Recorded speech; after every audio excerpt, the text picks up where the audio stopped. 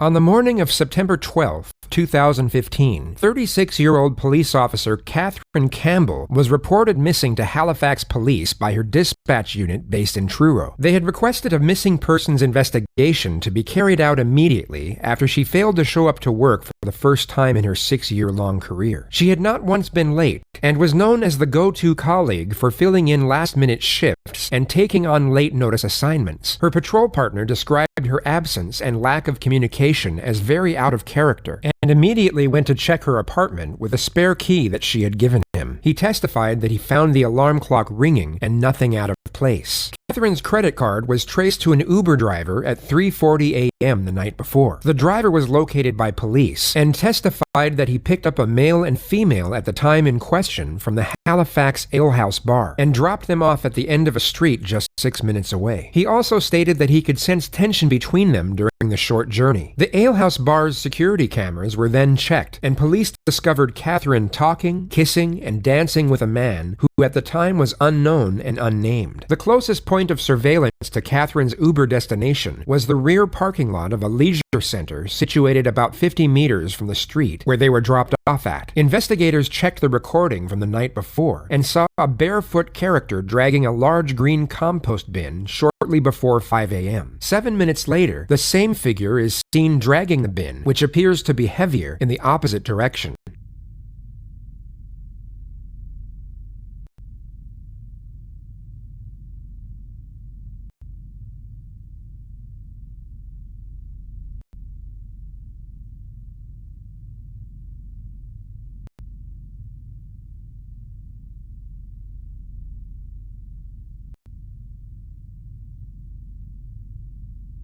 He is then traced and seen on another security camera dragging the bin underneath Halifax's McDonald Bridge. When he emerges on the other side, the bin appears to have been emptied. The area was immediately searched, and Catherine's lifeless body was discovered at 3:30 p.m. She had 2 black eyes, a broken nose, and her cause of death was ruled as asphyxiation, most likely due to strangulation. As forensics got to work on Catherine's body and the crime scene, Halifax police bolstered the investigation, with identifying the figure on CCTV being the top priority. It took investigators just over 48 hours to find out the man's identity. An ex-employee of the Ale House bar testified that his name was Chris Garnier, who also worked at the same place as a doorman 4 years prior. He was spotted driving his girlfriend's car on the same surveillance camera the following Tuesday night. He was seen driving up to the location where Catherine was dumped and then quickly driving away, presumably after noticing the body was gone. He was located and arrested at his Halifax apartment in the early hours of Wednesday morning and immediately subjected to interrogation. He instantly broke down when confronted with the surveillance images, yet alluded to nothing and asserted that his memory was blank on the night of the incident. From the posture and positioning of the 2 detectives, it's clear that they're utilizing the Mutt and Jeff technique, also known as good cop, bad cop. Are you still saying that you can't, Chris? Because there's either I won't, or I will, or I don't want to. Which is it? You don't want to. I just talked to some people upstairs, okay? I know what you had in your car. A tarp, gloves, rope, and gasoline were found in the car he was driving at the time. Police assumed that the tarp would have been used to wrap up the victim's body for transport. It would have been taken to a secluded location, doused in gasoline, and set alight as a method of eliminating evidence.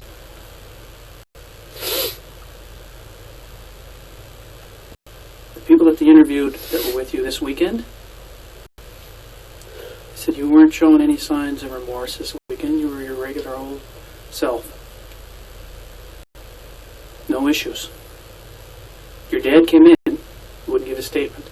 He found out through the police. Police called him. Chris, you've been sitting here saying, I can't. Life is about choices right now. Just like the choice that you made to go out on Thursday night. She paid for the cab.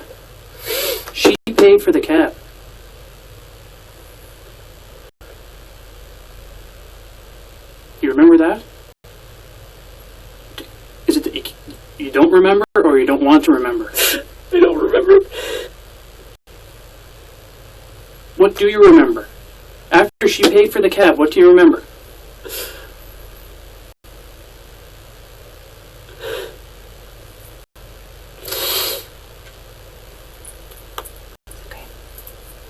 No. Chris, do you see what's going on here? Did you, when you put her down there, were you hoping somebody would find her like I talked about earlier? The alternative question is an effective yet subtle technique often used to get an indirect confession out of a suspect. Answering yes would allude to his higher morals, which the detective is hoping would be enough to swerve his thought process from the fact that it would also distinguish him as the culprit in the victim's death.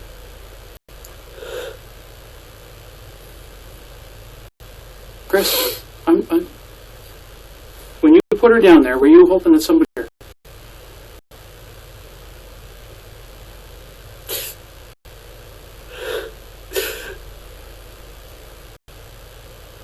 The technique fails, and the investigator switches to the ego-down approach, essentially the opposite of the ego-up approach. The detective will attack the subject's sense of personal worth in the hope that by doing so, the subject will voluntarily provide information in an attempt to vindicate himself and redeem some of his pride. How can somebody, like if I ran over a dog,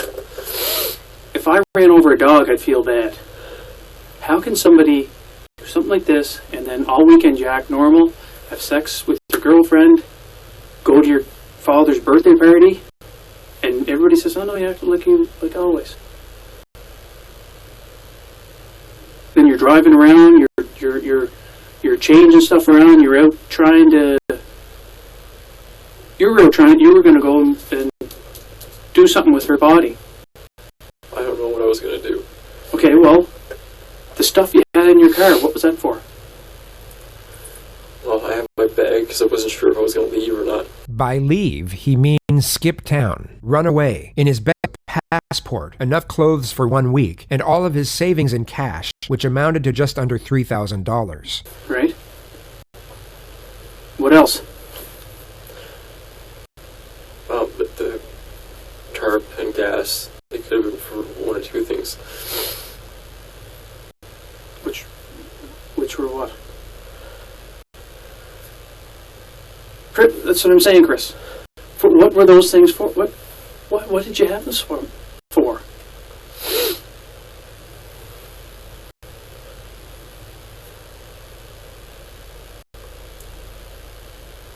You know what you had them for.